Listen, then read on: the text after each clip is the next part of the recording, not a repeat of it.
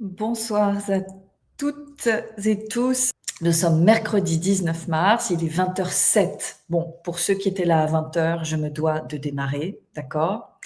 Alors, je vais commencer parce que il faut bien démarrer. Donc, je vais commencer par des questions. Et je vais vous demander d'abord, avant de vous poser ces questions, on ne peut jouer à explorer nos émotions que si on se sent en sécurité. OK? Donc, bonsoir Marie. Donc, pour se sentir en sécurité, on va prendre quelques minutes juste pour se centrer. Donc, je vous propose de fermer vos yeux. En plus, on se voit pas, donc c'est pratique, il y a que moi. Je vous propose de fermer vos yeux, de mettre votre dos bien calé dans le dossier de votre chaise ou de votre canapé. Et je vais vous proposer de commencer à prendre quelques respirations qui sont là tout simplement pour nous aider à nous détendre, à détendre notre système nerveux et donc à commencer à nous sentir vraiment en sécurité ici et maintenant. Et c'est quand on commence à se sentir en sécurité que l'on a accès aux choses les plus profondes en nous. C'est pour ça que des discussions trop mentales, intellectuelles, ne nous permettent pas d'aller au fond. C'est bien normal, d'accord? Alors moi, je vous propose un schéma respiratoire qui est assez agréable, qui est 5-5. On compte 5 pour l'inspire et 5 pour l'expire. OK? Alors on y va tranquillement. On peut compter avec ses doigts sur sa jambe ou sur la table. Ou on peut juste compter dans sa tête. Ça n'a aucune importance si c'est vraiment 5 secondes ou si c'est un peu plus rapide ou un peu plus lent. Simplement, on va impulser un schéma respiratoire différent de celui que l'on a là maintenant, qui peut-être était un peu oppressé, un peu rapide, je parle pour moi. Donc on se détend dans ce 5-5. En respirant par le nez et en faisant un peu de bruit à l'expire. Ça masse votre diaphragme. Qui n'a pas besoin d'un bon massage du diaphragme avant de commencer un webinaire ou en fin de journée?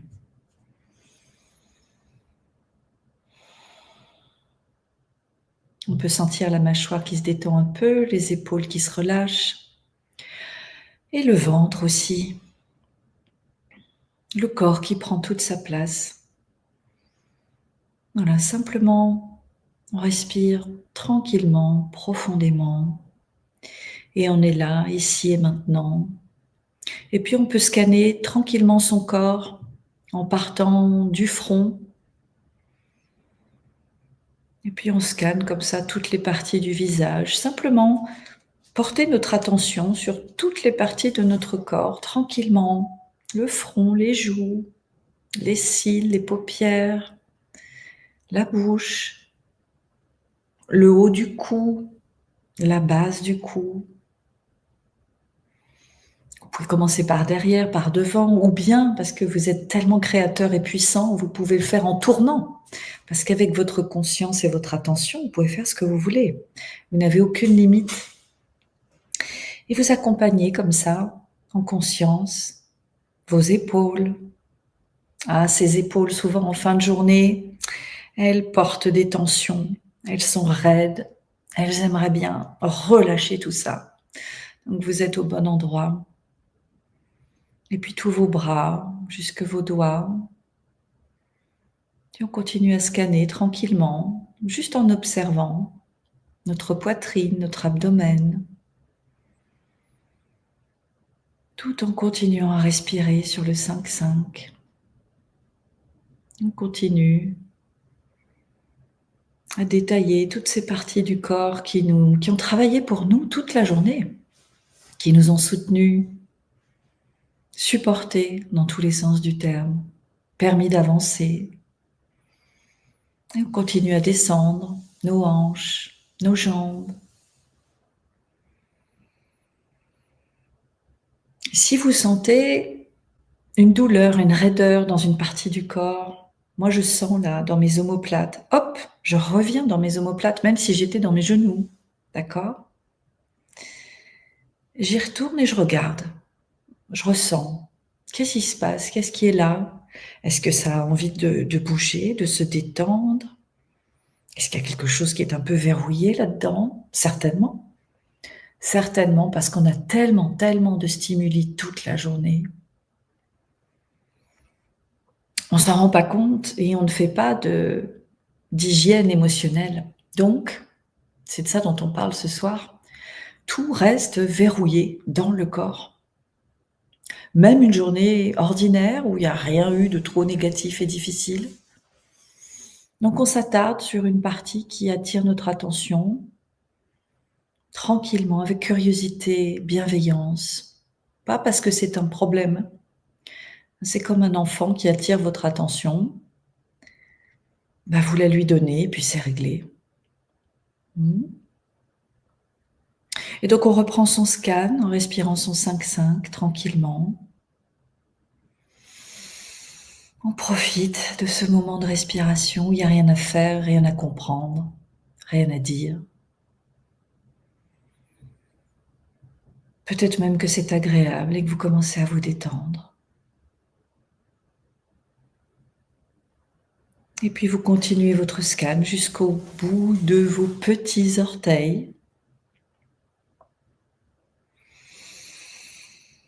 Vous en profitez pour remercier ce corps, remercier votre conscience, remercier votre capacité à faire ça pour vous, remercier le souffle qui vous traverse sans que vous ayez rien à faire. Et puis quand on est prêt et bien détendu, on peut revenir tranquillement ici et maintenant et ouvrir nos yeux doucement. Et normalement, là, notre système nerveux est équilibré. Il n'est plus activé comme toute la journée, dans nos journées bien remplies, complexes. Il n'est plus activé en survie, problème à résoudre. Il peut se détendre. Et c'est quand on se détend qu'on peut commencer ce voyage intérieur de la connaissance de soi. On devrait commencer toutes les réunions professionnelles par ça. On devrait commencer les cours des enfants, des étudiants, comme ça. On devrait commencer une consultation médicale, comme ça. Pour le médecin, comme pour le patient. Ok? Donc, si vous devez retenir une chose, c'est apprenez à vous détendre plusieurs fois dans la journée, juste comme ça, par une respiration un petit peu différente, qui va rééquilibrer tout le système. Vous verrez les choses différemment, vous aurez plus de ressources, vous réagirez moins. Alors maintenant que vous êtes tout détendu, prêt à dire oui à n'importe quelle proposition, je vais vous poser quelques questions et je vous laisse non pas construire des réponses mentales, parce qu'on n'est plus là-dedans, mais laisser venir des réponses. S'il n'y a pas de réponse, il n'y a pas de réponse. Mais laissez venir, soyez patient, attendez. Et puis, si vous pouvez vous griffonner sur un papier vos réponses. Et puis, après, peut-être que vous pourrez me les partager un petit peu dans les commentaires. Ok? Alors, voici ces questions. Que diriez-vous qu'est votre relation à vos émotions? C'est-à-dire, est-ce que vous les appréciez ou est-ce qu'elles vous gênent?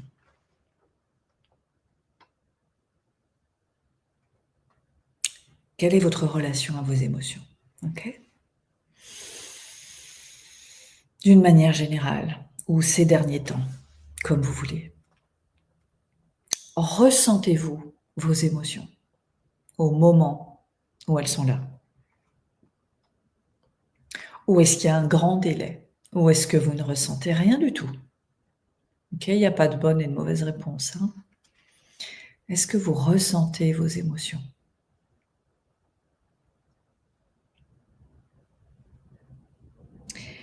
Réussissez-vous à réguler vos émotions? Quand elles s'activent, quand elles sont un peu tumultueuses, rapides, entremêlées, est-ce que vous réussissez à les réguler? Tout de suite, en 5 minutes, en 1 heure, en 2 jours, 3 jours, 1 mois? OK. Donc quelle est votre relation à vos émotions? Est-ce que vous les ressentez dans votre corps? Et est-ce que vous savez les réguler quand elles débarquent? Autre question. Savez-vous nommer vos émotions au moment où vous les ressentez? Est-ce que vous avez le vocabulaire? Est-ce que vous êtes capable de nommer vos émotions assez précisément?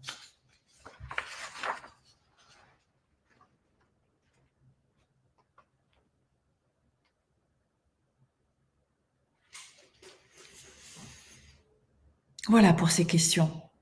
Et j'espère que vous pouvez prendre des petites notes parce que, ça, c'est là où vous en êtes aujourd'hui et ça n'a pas à rester comme ça.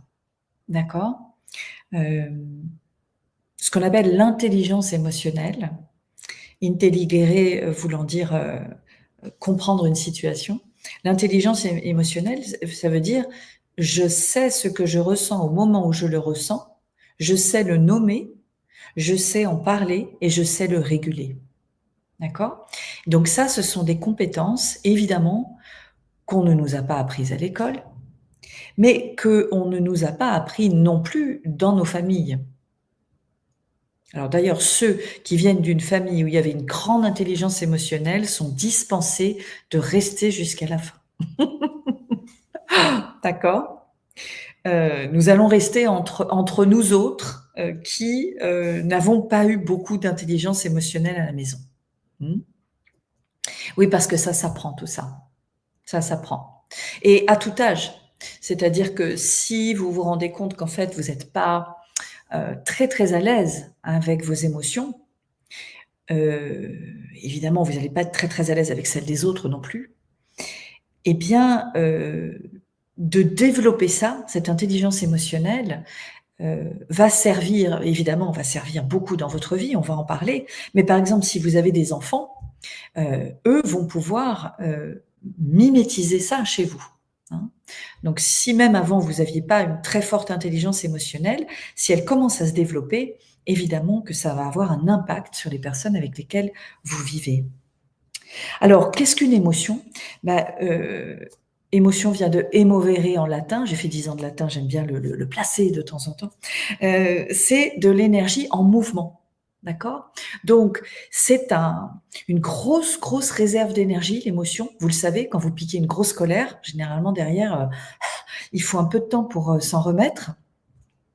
Ou quand vous êtes, dans des abysses de chagrin, hein, c'est extrêmement, extrêmement intense, hem et surtout, j'espère que vous captez cette idée de mouvement. C'est-à-dire que l'énergie, elle a besoin, elle est en mouvement, l'émotion, c'est de l'énergie en mouvement et elle a besoin d'être en mouvement, de rester en mouvement, hein et évidemment, c'est là où, on a tous un peu le même problème, c'est que comme on ne nous a pas appris à accueillir ce mouvement de l'émotion, eh bien ce qui s'est passé, c'est, beaucoup de figement. On va en reparler.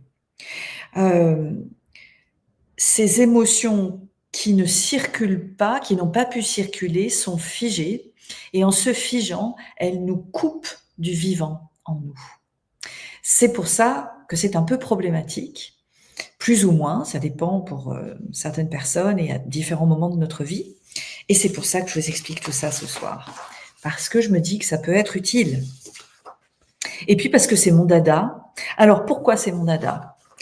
Eh bien parce que moi, je viens d'une famille où, ma sensibilité a été mise à mal, pour ne pas dire piétinée, évidemment par des parents dont la sensibilité eux-mêmes avait été piétinée dans l'enfance, hein, et où les exigences et les explosions de colère étaient très importantes et l'affection et le soutien absents. alors ça fait un cocktail, qui est très compliqué pour un enfant, très sensible. Il y a des photos de moi à l'âge de 2 ans, j'avais mes ongles dans ma bouche. 2 ans, hein. Donc je me suis très tôt intéressée à la souffrance humaine, commencé par la mienne évidemment, pour trouver des possibilités, d'apaisement par moi-même, puisque mon entourage n'était pas soutenant et réconfortant. Bon, quand un sujet m'intéresse, je me donne à fond, hein, j'ai un peu des intérêts spécifiques et donc je m'y consacre entièrement depuis maintenant 30 ans, en me formant à des modalités thérapeutiques très variées, surtout expérientielles, comme je vous le disais au début, c'est-à-dire incluant la connexion corps-esprit. Celle que j'utilise aujourd'hui, en parlant de modalités thérapeutiques, c'est principalement l'IFS, donc le système familial intérieur, dont je vous parlerai peut-être un petit peu plus tard, ou peut-être pas, ou peut-être dans un prochain webinaire. Alors, au départ, pour mon parcours, j'ai été formatrice en communication, gestion du stress et des conflits auprès des professionnels du secteur social, hein, c'est-à-dire j'aidais ceux qui aidaient les personnes les plus en difficulté. Et j'accompagne depuis 17 ans maintenant les personnes individuellement et en groupe en coaching thérapeutique intégratif. Donc, thérapeutique, c'est résoudre une difficulté, qu'elle soit de n'importe quel ordre, et intégratif, c'est-à-dire en utilisant pas une seule méthode, une seule technique, mais différentes pratiques qui se complètent les unes les autres. Je vis en Andorre et je propose des accompagnements donc en visioconférence et des stages en présentiel à Toulouse, le prochain étant lors du week-end de l'Ascension. Alors, ça c'est pour ma présentation. Et vous n'hésitez pas, Marie, je n'utilise pas la méthode TRE, mais je la connais et je sais qu'elle est très efficace. Je crois qu'on utilise la méthode qui nous ressemble le plus. Moi, j'ai toujours utilisé beaucoup de méthodes différentes. Je n'ai pas une seule méthode, mais je dois dire quand même que l'IFS, comment dire, est constitué de caractéristiques dans lesquelles je me retrouve beaucoup. La spiritualité, le symbolisme, la créativité, le chamanisme, le corps et les émotions. Voilà. Donc, voilà pourquoi je m'y sens à l'aise. Alors, comme je vous le disais dans un de mes mails, et merci pour ceux qui les lisent jusqu'à la fin, quand nous étions enfants, l'expression de nos émotions n'a pas été bien accueillie ou accueillie du tout par nos parents, les adultes qui nous entouraient. Et ça pose problème parce qu'en fait, une émotion qui n'est pas accueillie et qui n'est pas régulée par les parents va se figer en nous et va créer une blessure émotionnelle. Quand une blessure se crée, il y a un autre phénomène qui va arriver, c'est que vont se greffer par-dessus des défenses, des protections. Jusque-là, rien d'anormal pour protéger ces blessures. D'accord ? Donc, depuis notre naissance, d'ailleurs, j'ajoute que ça se passe aussi pendant la vie intra-utérine, parce que c'est ce sur quoi je suis tombée pour moi et pour des personnes que j'ai accompagnées. Donc, on a une partie blessée et une partie qui va défendre, protéger la partie blessée. D'accord ? Donc, depuis la vie intra-utérine. Alors, évidemment, plus on a eu des parents pas très très bien taillés pour le job, plus on a de blessures, plus on a de défense, et plus on a eu une enfance harmonieuse, paisible, douce, avec des personnes qui n'étaient pas des enfants dans un corps d'adulte, mais qui étaient véritablement des parents arrivés à maturité psychique. Là, en revanche, on a peu de blessures et peu de défense. d'accord? Les personnes concernées par cette deuxième situation, en effet, ne vont pas beaucoup apprendre ce soir, ok? Donc ces défenses, qu'est-ce qu'elles font? Elles nous séparent de nos blessures. Puisqu'elles font, en fait, c'est leur job d'ailleurs, hein, c'est leur rôle, leur fonction, c'est-à-dire que grâce à ces défenses, nous ne ressentons pas la douleur de nos parties blessées. Ok? Mais en faisant cela, donc il y a une séparation, c'est-à-dire que nous avons en nous des blessures que nous ne connaissons pas. Alors il y en a certaines que nous connaissons, mais très mal, et d'autres, on ne les connaît absolument pas. On les a jamais rencontrées, on ne sait pas ce qui leur est arrivé, on ne sait pas dans quel état elles sont et de quoi elles ont besoin. Donc, vous voyez ce que je veux dire? Je suis en train déjà de vous dépeindre cette fragmentation intérieure qui est tellement courante, évidemment, universelle, chez n'importe quel être humain qui est arrivé au monde et puis qui a grandi et puis qui a eu des expériences et qui a appris par ces expériences. Voilà. Donc, apprendre des expériences de vie, ça veut dire avoir des blessures, développer des défenses. Ok? Donc, ces défenses, elles évitent que nous ressentions nos blessures pour que la douleur de ces blessures ne se déverse pas en nous et que nous puissions rester fonctionnels. D'accord? Donc, jusque-là, tout ce système-là marche très très bien, d'accord? Il est fait pour que nous soyons fonctionnels et d'ailleurs, nous le sommes, hein, nous sommes arrivés jusqu'ici, nous avons avancé, nous avons un travail, nous avons parfois un couple, parfois des enfants, parfois nous sommes propriétaires, en tout cas nous avons des amis, nous nous intéressons à des tas de choses, d'accord? Donc, ça marche. Ok, ça marche. Mais tout ça va créer plusieurs phénomènes, en fait. D'abord, nos parts blessées souffrent toutes seules dans leur coin parce que nous n'avons aucune relation avec elles. Donc, elles ont beaucoup de souffrance et en plus, elles sont laissées seules avec cette souffrance. Donc, si vous voulez, c'est quelque chose dans notre système psychique qui ne va pas bien. D'accord? Une sorte de toxicité intérieure. OK? Ces parts blessées ont perdu leur joie, leur créativité, leur goût pour le jeu, leur envie d'être aimé et d'aimer. D'accord? Et ça va évidemment se ressentir dans notre vie à nous. Ok? Nos défenses nous empêchent de ressentir, hein, pour ne pas ressentir la douleur, mais ressentir, c'est un peu comme un interrupteur pour la lumière. Soit c'est éteint, soit c'est allumé. Donc soit je ne ressens rien, soit je ressens tout. Donc si je ne ressens plus la peine intérieure, il y a aussi des chances que je ressente moins de joie, que j'ai moins d'humour, que j'ai moins d'élan, j'ai moins d'enthousiasme, moins d'excitation, moins de curiosité, un peu moins de tout. Hein. Et non, ça ne s'appelle pas vieillir. D'accord? Et autre problème avec nos défenses, c'est qu'elles prennent des décisions à notre place.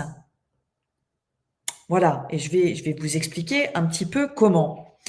Nous avons en fait, donc nous pouvons expérimenter, comme je vous le disais, une perte de sens, un sentiment de vide, une perte d'élan, d'envie, de goût pour la vie même. Hein. À quoi bon? Je sers à quoi? Etc. etc. Ce qui peut se passer aussi, c'est que nous avons un évitement de tout ce qui est nouveau ou un peu risqué.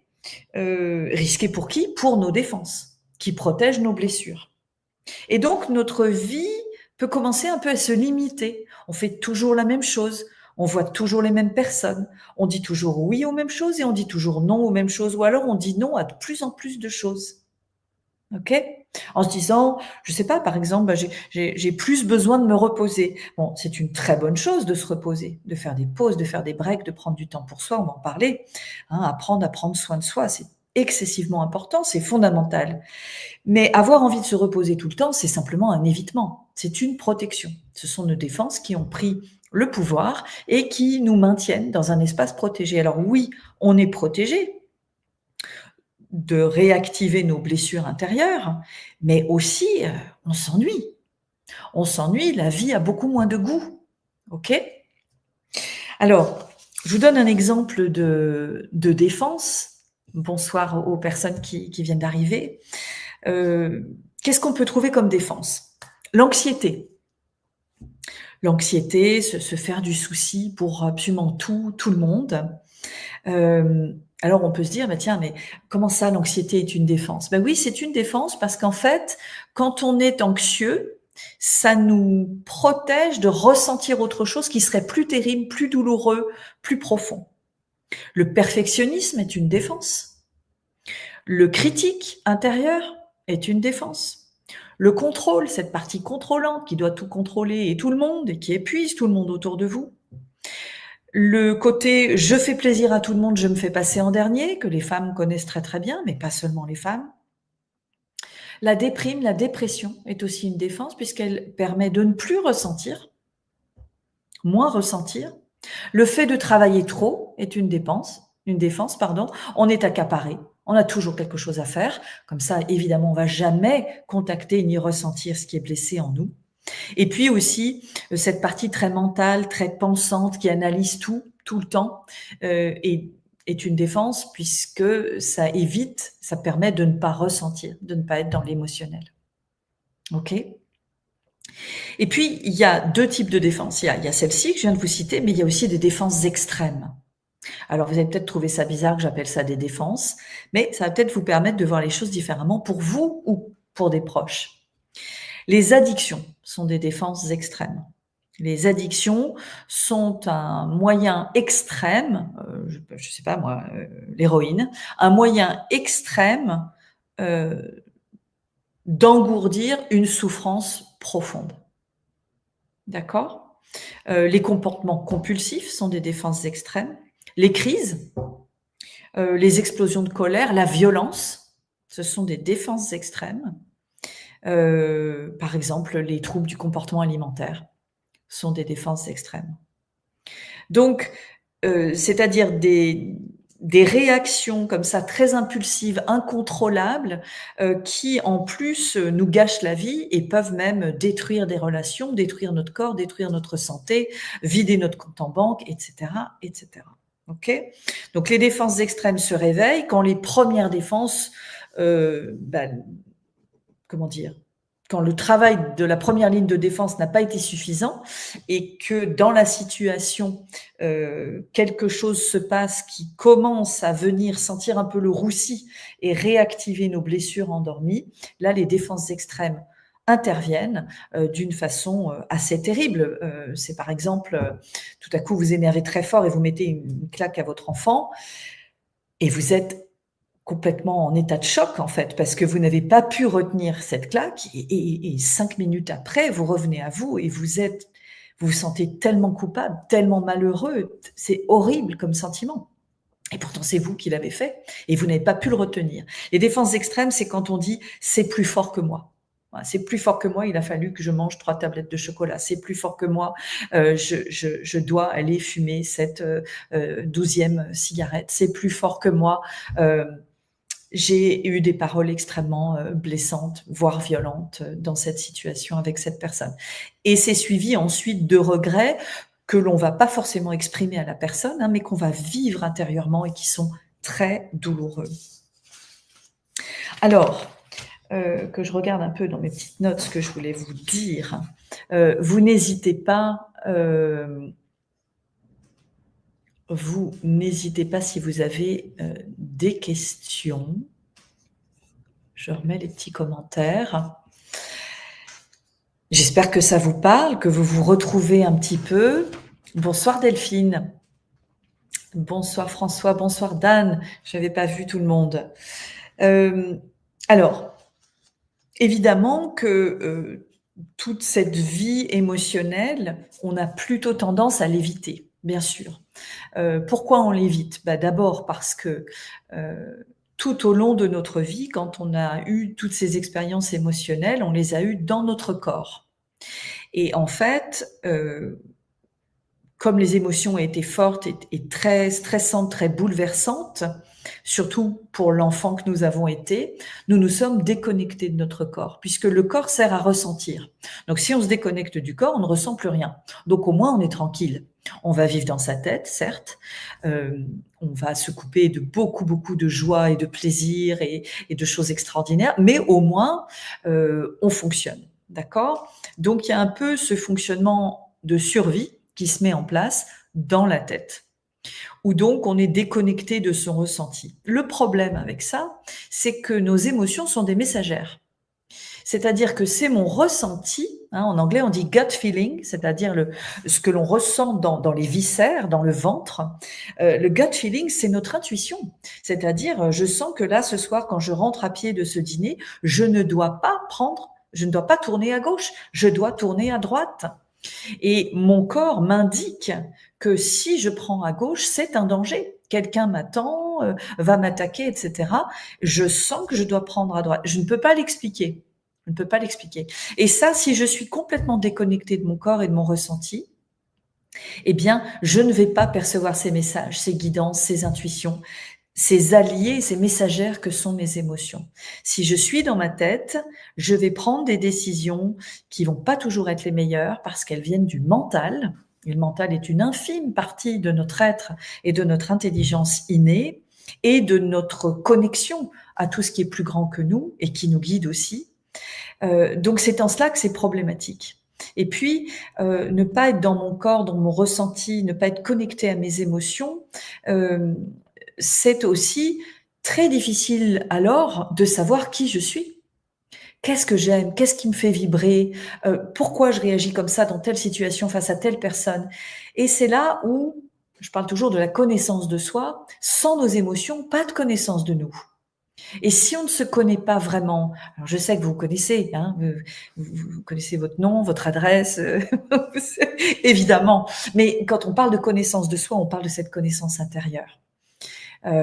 Et vraiment rencontrer toutes ces parties à l'intérieur de nous qui ont souffert, c'est pas forcément des gros traumatismes, hein, c'est parfois des petites et des moyennes choses, mais qui étaient, déjà très bouleversantes pour l'âge que nous avions et qui n'ont pas été regardées et réparées par la suite et qui donc ont créé comme ça des poches à l'intérieur de nous qui ne bougent plus, qui souffrent et qui sont protégées par des espèces de videurs de boîtes de nuit qui bon, sont pas trop désagréables, parfois peuvent être complètement fous et avoir des réactions complètement disproportionnées, hein, tous ceux qui se pensent bipolaires ou fous, hein, ça vous est déjà arrivé, je pense, de vous dire: «Mais qu'est-ce qui m'arrive?» ou alors que quelqu'un vous dise: «Écoute, entre nous, il faut quand même que je te dise que là, c'est un peu disproportionné ta réaction, hein». Mais en votre fort intérieur, c'est pas disproportionné, pas du tout. Ça correspondait tout à fait à la douleur qui s'était activée. D'accord? Donc, pour la relation à nous-mêmes et donc la relation aux autres, connaître nos émotions, être leurs alliés, hem, connaître ces parties de nous qui ont souffert, qui nous tournent le dos, qui sont dans un coin tout sombre, toutes seules depuis 35 ans, 45 ans, et supporter l'action de nos défenses, qui est une action qu'on ne choisit pas. C'est-à-dire on peut pas vraiment le contrôler. Moi, j'ai beaucoup été, une longue partie de ma vie, dans ma tête et dans le contrôle. Beaucoup, beaucoup, beaucoup, beaucoup. D'abord, mes parents étaient comme ça, je dirais d'ailleurs tous les membres de ma famille, des gens très exigeants, très critiques, donc avec un très fort critique intérieur. Bon, bah, quand vous avez ça tout autour de vous, vous allez mimétiser cela. Vous trouvez pas ce qui vous convient, la douceur, l'émotionnel, le corporel, le tactile, l'affectif. Bon, bah, comme vous le trouvez pas, vous faites une croix dessus, en fait. Et donc, vous commencez à vous développer uniquement avec ce qui est disponible, même si ça vous correspond pas du tout. Et souvent, les personnes que j'accompagne, quand on commence à arriver sur des questions du genre, «Qui êtes-vous? Qu'est-ce que vous voulez? Qu'est-ce que vous aimez vraiment? Heu Quels sont vos besoins profonds?» Là, la personne est complètement interloquée et il va lui falloir du temps pour aller chercher et trouver ces réponses parce qu'en fait, depuis toujours, heu, nous avons grandi, mmh en réaction à un environnement qui nous laissait assez peu d'espace, mais pas forcément totalement comme qui nous sommes. Voilà, et qui sommes-nous d'ailleurs? Qui sommes-nous comme quand nous agissons par nos défenses et nos protections? Qui sommes-nous avec toutes ces parts blessées, isolées, dans un coin? Et donc, je fais le lien direct avec toutes ces personnes qui, à peu près vers le même âge, la quarantaine, aux abords de la quarantaine, hommes et femmes, viennent me rapporter les mêmes choses. Trop de stress, trop d'angoisse, plus tellement envie, comme avant, de participer, d'apprendre, d'oser, de prendre sa place, un peu comme une sorte de résignation qui s'installe, mais qui n'est absolument pas due à l'âge, qui n'est absolument pas la crise de milieu de vie ou je ne sais quoi, mais qui est simplement l'accumulation de toutes ces expériences émotionnelles qui se sont figées, qui ont développé des nouvelles défenses à chaque fois, si bien qu'en fait, on est un garde derrière un grillage, si vous voulez, armé. Alors ça se voit pas, hein, on est souriant, on fait bonne figure, etc. Mais ça se sent, ça se sent. Et moi, pendant des années, je me suis pas rendu compte de ça évidemment, hein, mes jeunes années, j'étais vraiment en mode survie et le mode survie, c'était ce mode cérébral, mental, intellectuel, contrôlant, analytique, etc. Complètement déconnecté de mon corps, complètement déconnecté de mes besoins profonds, la nature, les animaux par exemple, la contemplation qui m'apporte énormément. Et bien évidemment, dans toute cette période de vie, les choix que j'ai faits n'étaient pas des choix alignés avec mon essence, avec qui je suis vraiment. Voilà, donc c'est grâce à ce travail émotionnel, cette exploration émotionnelle qu'on découvre qui l'on est vraiment. Et il n'y a pas d'âge. Il n'y a pas d'âge. C'est pas très vieux que j'ai découvert tout ça. C'est pas très ancien. Et j'ai pas de regrets ou de sentiment de gâchis. Tout est parfait, tout est juste. Je n'étais pas du tout capable, il y a quelques années, d'accéder à ça. C'était trop dangereux. J'étais dans ma survie. Je n'avais pas encore développé les compétences qui me permettaient de me poser certaines questions et d'aller explorer certaines choses. C'est pour ça qu'on voit rarement des jeunes de 20-25 ans en thérapie. D'accord? On commence tous à se poser des questions à peu près au même âge ou bien en tout cas aux mêmes périodes de vie, quand on devient parent ou quand on perd nos parents, etc., etc., ou quand la maladie frappe à la porte. Là aussi, une messagère, évidemment, hein, qui vient nous parler aussi de tout ce qui est figé, accumulé, archivé en nous, qu'on ne connaît absolument pas.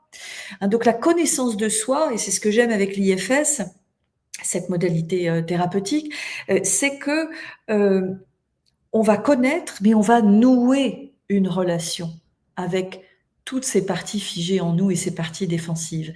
Et moi, là, c'est ça qui me, tout de suite, qui m'allume complètement, c'est le mot relation. Voilà. Et émotion, relation, ça se ressemble un peu. C'est les deux mots les plus importants de ma vie, en fait. J'ai pourtant beaucoup souffert d'émotions difficiles dans mon enfance, mon adolescence, mais même jeune adulte, et que je ne savais absolument pas réguler autrement qu'en caressant mon chien, en regardant le ciel et en priant le soir en me couchant.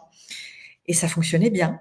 Mais autrement, personne n'était là pour réguler tout ça. Et c'était un grand désarroi, évidemment. Mais émotions et relations sont intimement liées. Et être en relation avec soi, grâce à nos émotions, nous permet d'être dans une relation merveilleuse aux autres, qu'ils soient d'accord avec nous, pas d'accord avec nous, peu importe, ça n'a aucune importance en fait.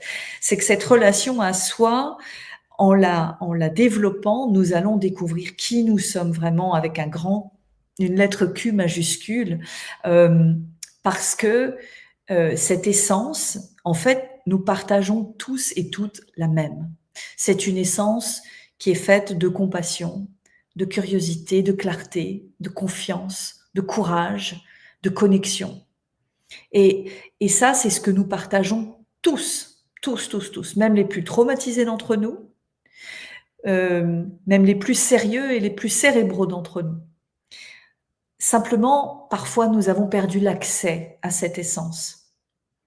Et les émotions nous permettent de retrouver ce chemin et d'aller puiser, se ressourcer auprès de cette source, cette essence en nous, qui est divine dans tous les sens du terme, et qui nous donne ce carburant merveilleux pour faire face à tout ce que nous devons porter, régler et résoudre tous les jours dans nos vies, qu'elles soient simples ou complexes, bien remplies ou un peu vides en ce moment. Et et ça, c'est aussi quelque chose, je trouve, qui donne beaucoup d'espoir, hem et qui est donc la solution ne viendra pas de quelqu'un d'autre, ne viendra pas d'une nouvelle relation extérieure. La solution, cet équilibre intérieur, cette paix intérieure, cette authenticité, cette capacité à s'aimer, à être bien avec soi, tout seul, à être en paix avec soi, cette capacité à prendre soin de soi, à ne pas se juger, à être bienveillant, être connecté à son corps, à ses émotions et ressentir cette sécurité intérieure. Eh bien ça, c'est évidemment ce qu'il y a de plus précieux et c'est quelque chose qui se fait avec nous-mêmes, à l'intérieur de nous-mêmes. Ça n'a rien à voir, alors bien sûr, ça peut être aidé si vous avez quelqu'un dans votre vie qui vous aime très fort et vous soutient inconditionnellement, évidemment que ça va vous porter. Mais ce n'est pas cette personne qui va faire ça pour vous.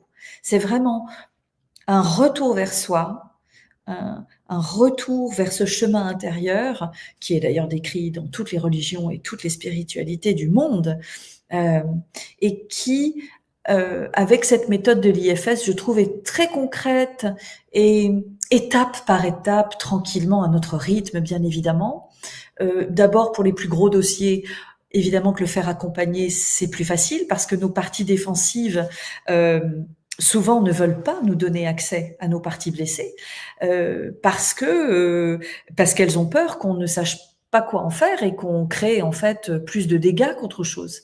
Donc, je travaille sur une partie en ce moment de moi qui était jeune maman de mon fils et qui, j'étais très déprimée pendant la grossesse et je l'étais aussi pendant les premiers mois.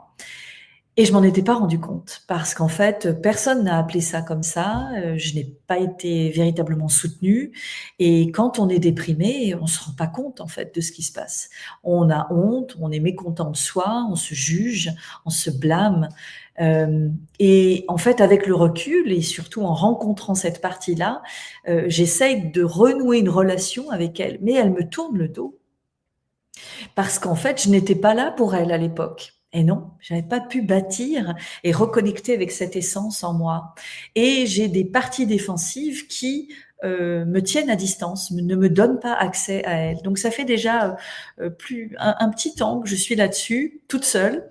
Et ben, je crois que je vais aller voir un thérapeute qui utilise cette méthode pour justement, parce que je suis pas sûre que je vais y arriver toute seule, parce que c'est une scène évidemment qui est très souffrante. Et c'est bien normal. Donc il y a des choses qui sont un peu costauds, évidemment on va faire accompagner, mais il y a aussi plein de petites contrariétés, petites choses du quotidien notamment, que l'on peut faire tout seul. Et ça, c'est quelque chose bah, que je vais vous faire expérimenter d'ailleurs maintenant, et je trouve que c'est quelque chose de magnifique, voilà, parce que moi c'est toujours l'autonomie qui m'intéresse. Alors comment est-ce que je voulais vous parler de ça? C'est là. Voilà.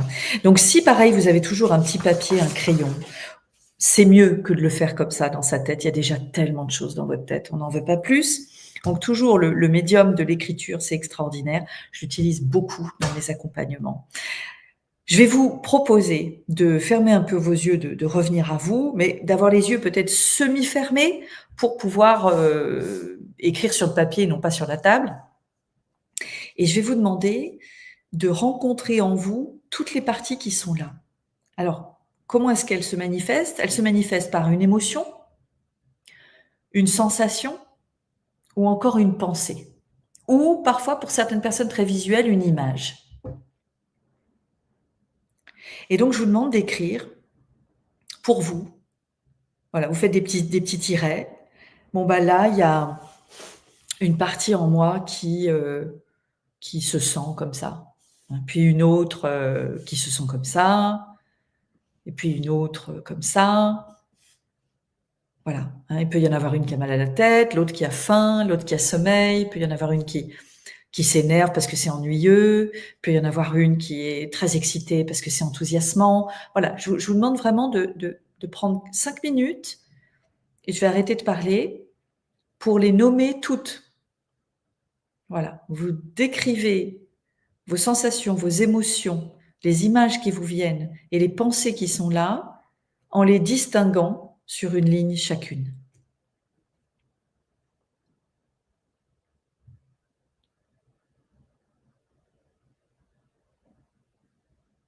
Si vous n'y arrivez pas, c'est pas grave, d'accord? Ne vous flagellez pas pour ça. Tranquillement, qu'est-ce qui est là vivant en vous? Qu'est-ce qui s'exprime?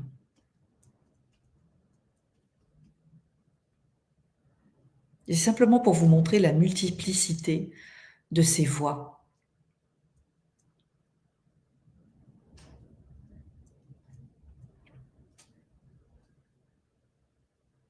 Je suis presque sûre que vous n'aurez pas qu'une seule manifestation de votre intériorité.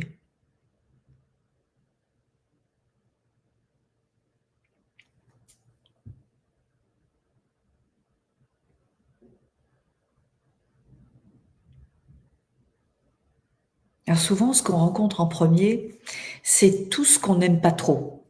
Tout ce qui nous dérange un peu, qui nous gêne un peu, on n'oserait peut-être pas partager, là maintenant, si on avait des micros.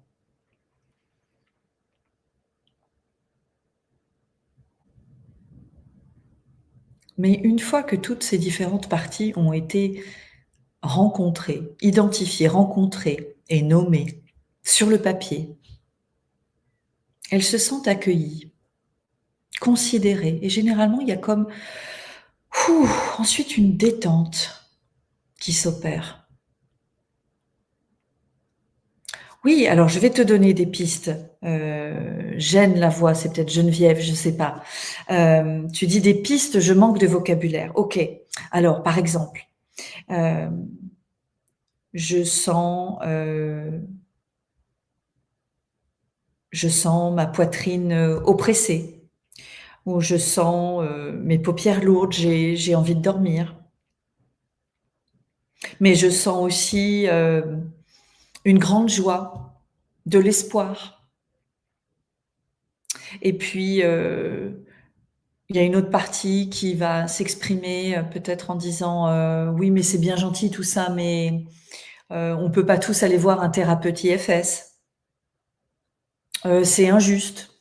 Enfin voilà, toutes les pensées, toutes les sensations du corps et toutes les émotions qui sont présentes, et simplement d'essayer de les détailler, de leur donner une ligne à chacune pour voir qu'elles ne sont pas toutes mélangées et amalgamées.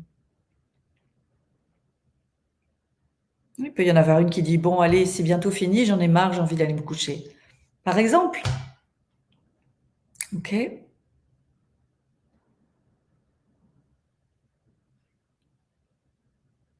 C'est vraiment devenir attentif à toutes ces voix qui s'expriment à l'intérieur de nous et commencer à nouer une relation avec chacune d'entre elles. Parce que ce sont pas des pensées erratiques, ce sont pas des fonctionnements physiologiques, automatiques. Alors une fois que vous avez accueilli là toutes ces pensées, sensations, émotions, si vous sentez une détente qui s'est un peu installée, continuez à écrire parce qu'il y a d'autres choses qui vont émerger et qui sont souvent des choses plus positives, plus profondes, qui viennent de votre essence justement. Par exemple, ça peut être: «Je me sens connectée aux 94 personnes qui sont là en direct ce soir.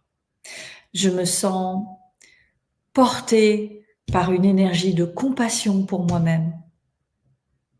Je suis heureuse d'entendre ces informations qui me font du bien, qui me réconfortent. Je suis en paix avec ces différentes parties de moi, avec cette compréhension de mon parcours et de ma réalité émotionnelle intérieure. Je me sens bien, je me sens à ma place, je suis bien dans mon corps.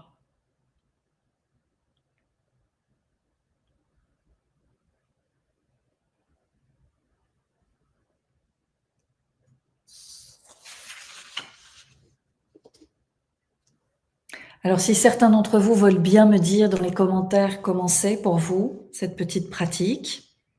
Est-ce que peut-être ça n'a rien donné ou est-ce que ça a donné quelque chose? Comment c'est pour vous et comment vous vous sentez d'avoir été à l'écoute de ces différentes expressions à l'intérieur de vous?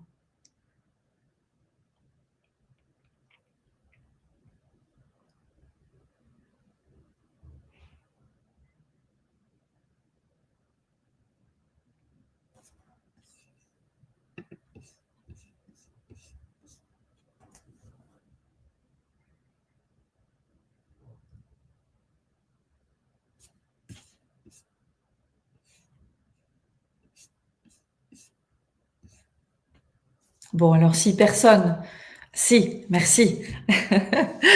Merci. Je les vois moins comme une étiquette qui enferme dans l'émotion. Oui, bravo, exactement. C'est ça. Tout à fait. Quand on commence à être à l'écoute et à prendre en considération ce que vous faites, hein, quand vous écrivez, vous prenez en considération, il y a quelque chose qui change tout de suite à l'intérieur.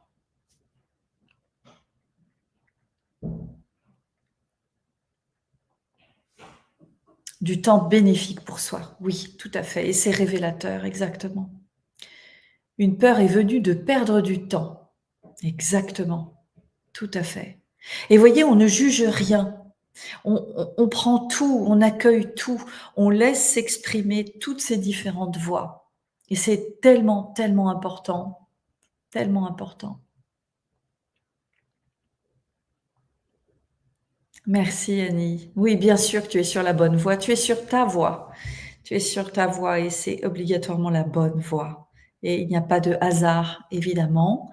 Hem, donc ça, c'est quelque chose, vous voyez, que vous pouvez faire, tout le temps, par écrit, avant une réunion, avant un dîner, avant, une sortie, parce qu'il y a une voix en vous qui a envie d'aller au restaurant avec des amis, puis il y a une voix qui dit: «Non, j'ai envie de regarder un film toute seule dans mon canapé», et puis il y a une voix qui dit: «Mais tu pourrais te bouger quand même, ça suffit, tu as déjà dit non la dernière fois». Vous voyez, c'est vraiment écouter toute cette multiplicité et c'est tellement riche, c'est tellement beau, parce qu'il y a évidemment même vos parts souffrantes quand vous les rencontrez, bien sûr que mais en fait, c'est pas du tout horrible parce que vous n'avez qu'une envie, c'est les prendre dans vos bras et leur donner ce qu'elles n'ont pas eu.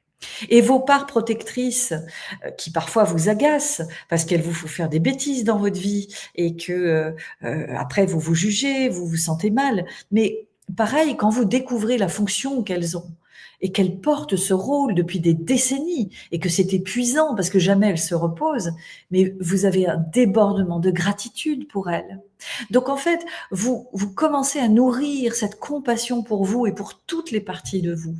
Et ça permet de diminuer l'anxiété, diminuer le stress, ça permet d'avoir une meilleure estime de soi, de se sentir plus authentique, plus à sa place, sans avoir rien à prouver, évidemment, d'être juste bien en soi et avec soi. D'accord? Delphine qui dit: «Je me sens fatiguée, envie de m'étirer, de bouger, j'ai des frissons, je me détends. Je suis heureuse d'avoir pris ce temps pour moi et j'ai de la gratitude pour avoir été mise sur ton chemin». Oh merci Delphine. Oh là là, je vais avoir de l'émotion aussi qui va arriver moi parce que c'est toujours voilà, des les mots, je ressens votre énergie derrière et ça me touche beaucoup. Merci infiniment. Rémi: «Mes parts blessées veulent s'exprimer, mais mes défenses les répriment et les menacent de me tuer si elles s'expriment». Tout à fait. Merci Rémi de partager. Bravo d'écouter tout cela. Bravo, bravo. Reste bien présent. Reste bien présent. Oui, c'est comme ça aujourd'hui. C'est la réalité de ton système intérieur aujourd'hui et c'est merveilleux, merveilleux, merveilleux que tu offres ton attention, ta curiosité et ta bienveillance pour tout cela. Hein, c'est ça qui va permettre d'assouplir tout ce système intérieur. Yolène, je me reconnais bien dans tout ce qui a été dit. Je me dis que le chemin va être difficile. Écoute, moi, le chemin difficile, je l'ai bien connu et le chemin de la relation et de l'émotion n'est pas le chemin difficile. Le chemin difficile, c'est celui de la déconnexion d'avec les émotions. C'est celui de la vie dans le mental. C'est celui de la vie sans espoir, sans possibilité, une vie où on croit tout savoir sur tout, on s'ouvre à rien de nouveau et on ne fait plus confiance, on prend plus de risques. Ça, c'est une vie extrêmement difficile, c'est un chemin difficile. Mais écoute ton cœur, voilà, écoute ton cœur parce qu'il bat et il te parle. Et ce cœur, il nous montre toujours ce qui nous fait du bien, ce qui est bon pour nous. D'accord. Il ne faut pas confondre difficile et douloureux. C'est vrai que de rencontrer les parties de nous qui ont souffert, ça va être douloureux, évidemment, puisque en nous mettant en relation avec ces parties-là, nous allons être témoins. Elles vont nous montrer ce qu'elles portent comme fardeau émotionnel. Et bien sûr qu'il y a beaucoup de chagrin ou de terreur. Mais quand votre enfant vous montre son chagrin ou sa terreur, c'est pas difficile, c'est surtout douloureux. D'accord, c'est douloureux. C'est-à-dire que vous ressentez la peine de l'autre. Et qu'est-ce que vous avez envie de faire? Mais vous avez envie de donner de l'amour, de la présence, du réconfort. Et c'est ça que l'on va faire pour nous-mêmes. D'accord? Angélique, je suis pour l'instant très incertaine car beaucoup trop plongée dans mon passé amoureux. Décision à prendre, fatiguée. Très bien, très bien. Continue à accueillir ces différentes pensées, ces différentes sensations et émotions. Hein. Bien voir qu'elles sont différentes les unes des autres et qu'elles veulent toutes s'exprimer, elles veulent toutes être entendues. Hein. Une part de nous veut être entendue. Si vous l'entendez, si vous lui donnez la parole, avec la pratique, vous allez ressentir, si vous faites ça tous les jours, un petit check-up avec vous-même, vous allez voir que vous allez vous détendre. Quand vous vous détendez, c'est ce qu'on a fait avec la petite méditation au début, quand vous vous détendez, vous avez ensuite les idées plus claires. Pourquoi? Parce que votre système nerveux n'est plus en survie. Il y a un peu de sécurité qui s'installe, un peu de détente. Et donc, la détente, c'est la sécurité pour votre système nerveux. OK? Donc, s'il vous plaît, détendez-vous. Hein, dès que vous commencez à vous crisper, détendez-vous et revenez-y. Merveilleuse découverte de soi, tout à fait. Besoin d'être là aujourd'hui. Des émotions longtemps retenues et fortes ne sont pas du tout évidentes à supporter. Oui, oui, oui, tout à fait. On veut les laisser s'exprimer. On veut leur montrer qu'on a remarqué qu'elles étaient là et qu'on a remarqué qu'elles étaient vivantes. Parce que tout ça n'est pas mort, évidemment. Hein. Et on peut ensuite, soit si on a déjà été accompagné, on peut le faire tout seul, soit si on, enfin voilà, il y a des personnes qui ont un très très grand passé de thérapie derrière elles, donc elles savent faire, elles savent rencontrer leurs émotions, etc. Et puis il y en a d'autres qui se sentent plus incertaines, plus fragiles. Et là, évidemment, il ne faut pas rester tout seul. Mais en fait, leur donner la parole va ensuite nous permettre d'aller même plus loin dans la relation et je dirais même dans le dialogue, parce qu'il y a un dialogue qui va pouvoir s'installer. Alors ça peut paraître bizarre, mais en fait, finalement, moi, j'ai jamais trouvé ça bizarre, puisque moi, depuis toute petite, j'ai le souvenir de ce dialogue intérieur. Depuis toute petite, je suis très, très, très consciente qu'il y a différentes parties de moi qui s'expriment de façon différente, qui ne veulent pas les mêmes choses au même moment. Et puis, il y a d'autres parties qui répriment, qui disent maintenant ça suffit, et puis moi au milieu qui suis témoin de ça et qui sait pas très bien quoi en faire. Ça, je me souviens, mais depuis toute jeune, d'accord? Donc ça m'a jamais étonné tout ça. Ce qui est très intéressant, c'est de ne pas laisser ce dialogue intérieur et cette famille intérieure toute seule, mais d'aller à sa rencontre quotidiennement pour commencer à renouer des relations, pour qu'elles aient confiance en nous et qu'on puisse réharmoniser ce système interne, pour qu'il n'y ait plus de crise, par exemple. Ou pour que si crise il y a, elle dure très très peu de temps. Et que ce soit très facile de se réguler derrière. C'est ça l'objectif. D'accord? Alors comme je vois qu'on est arrivé au bout d'une heure, je ne veux pas vous prendre trop de temps, ni décourager les personnes qui voudront visionner le replay. Vous allez recevoir, pardon, demain un petit mail avec le replay justement, et puis où je vous indique aussi, si jamais vous avez envie de travailler de cette façon-là pour libérer vos émotions, parce qu'il y en a beaucoup qui sont accumulées et que peut-être vous le ressentez, et pour retrouver de la sérénité, de la vitalité, parce que c'est vraiment ça, hein, c'est vraiment soigner nos enfants intérieurs, parce qu'on n'en a pas qu'un seul, hein, nos enfants intérieurs sont des parties extrêmement précieuses pour nous. Et voilà, il y a cette distance, il y a cet éloignement, il y a ce côté figé qui fait que peut-être, voilà, on s'amuse moins, on n'est plus aussi créatif qu'on voudrait l'être, on s'exprime moins, on prend moins de place. Vous savez, comme un enfant prend de la place sans le vouloir, tellement il est vivant. Mais ça, on peut retrouver ça. Et moi, ça, c'est un grand espoir pour moi de vous parler de cela, parce que c'est pas juste. C'est pas juste et ça n'a pas de sens. Si en plus on a souffert dans son enfance, qu'ensuite on a été une personne responsable, fiable, qui s'occupe de tout le monde, et si en plus on arrive ensuite à la moitié de notre vie et qu'on n'a plus de jus, et qu'on s'amuse plus, et qu'on s'exprime plus, c'est absurde. Vous voyez ce que je veux dire? Donc, en fait, il nous faut renverser les choses. Et c'est vrai que ça nous demande, ça nous demande du courage, ça nous demande d'y aller, ça nous demande d'y aller, c'est vrai. Donc, si tout ça vous intéresse, je voulais vous informer que donc, je propose un stage le week-end de l'Ascension. Donc, c'est le 29, 30, 31 mai à Toulouse. Donc, il fera chaud, chaud et beau, dans une jolie maison où nous pourrons tous loger sur place, prendre tous nos repas ensemble et vraiment créer un cocon très sécure pour faire ce travail-là qui est très délicat et très beau, et être en connexion tous ensemble. Donc ça, c'est le stage Redevenir 1 qui aura lieu donc à Toulouse fin mai.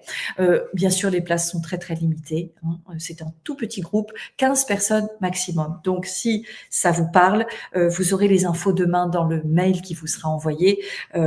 Si ça vous parle, regardez ça rapidement, parce que à 15, je ferme le groupe. D'accord? Et puis, si vous ne pouvez pas venir à Toulouse, si vous ne pouvez pas vous déplacer, ou si c'est pas du tout le moment pour vous, parce que le week-end de l'Ascension, vous êtes en famille, ou vous êtes en Italie, au soleil, etc., vous prenez du bon temps, eh bien, on peut aussi travailler en ligne de cette façon-là. Moi, je travaille en ligne depuis 2014, donc j'ai une grande expérience de la visio, et oui, c'est différent, c'est vrai, je peux pas vous prendre dans mes bras, mais tout dépend dans quel type de relation nous sommes. Voilà. Et j'aime à croire que même en visio, les choses se font très très bien et de façon très vivante et très profonde. Donc en visio, je peux aussi vous accompagner de deux manières, soit individuellement, voilà, parce que vous voulez que ce soit uniquement pour vous, soit en groupe, si vous voulez aussi que les coûts soient un petit peu plus bas. Donc je propose aussi un coaching thérapeutique de groupe. Il y aura un démarrage en avril, un autre en mai, un autre en juin, sur à peu près 2 mois. Il y a 5 séances les mercredis et ou vendredis je voudrais pas vous dire de bêtises, sur la plage du déjeuner à la mi-journée. Ok, vous aurez toutes les infos demain dans le mail. Si vous n'êtes pas inscrit aux emails, et que vous êtes sur YouTube, vous pouvez me mettre un petit mot et je vous fais parvenir tout ça. J'espère en tout cas que ces quelques informations vous auront un peu éclairé, et surtout vous auront montré que oui, on peut faire quelque chose. Oui, on peut aller mieux. Oui, on peut retrouver sa joie de vivre. Oui, on peut retrouver son esprit enfantin de quand on avait 7 ans, ou même avant, parce que c'est l'âge de raison, 5 ans. Oui, on peut penser ses blessures. Et oui, on peut être un peu moins contrôlant, sérieux et cérébral. Et que le monde s'en portera tellement mieux. D'accord? Parce que développer cette compassion pour nous permet aussi d'être beaucoup plus compassionnels dans notre vie, dans notre travail, dans tout ce à quoi nous œuvrons. Et le monde a bien besoin de cela aujourd'hui. Plus de curiosité, de compassion, de créativité aussi. Voilà, voilà. Oh, magnifique, Anne. Quand l'amour vient caresser la part blessée, la douleur s'efface. Tout à fait, c'est magnifique. Et merci, on va terminer là-dessus. Merci à Anne, c'est très beau. Merci pour ce cadeau. Je vous embrasse tous, même si je vous vois pas, c'est très frustrant pour moi, mais voilà, vous êtes là, je sais que vous êtes là. Je vous remercie d'avoir été là ce soir en direct. Je remercie les personnes qui visionneront cette vidéo à l'avenir. J'espère qu'elle vous apportera et qu'évidemment, vous prendrez soin de vous. Et peut-être à bientôt à Toulouse ou en visio ou à un autre endroit. Qui sait? Je vous dis à très bientôt. Très bonne soirée, douce nuit, prenez soin de vous.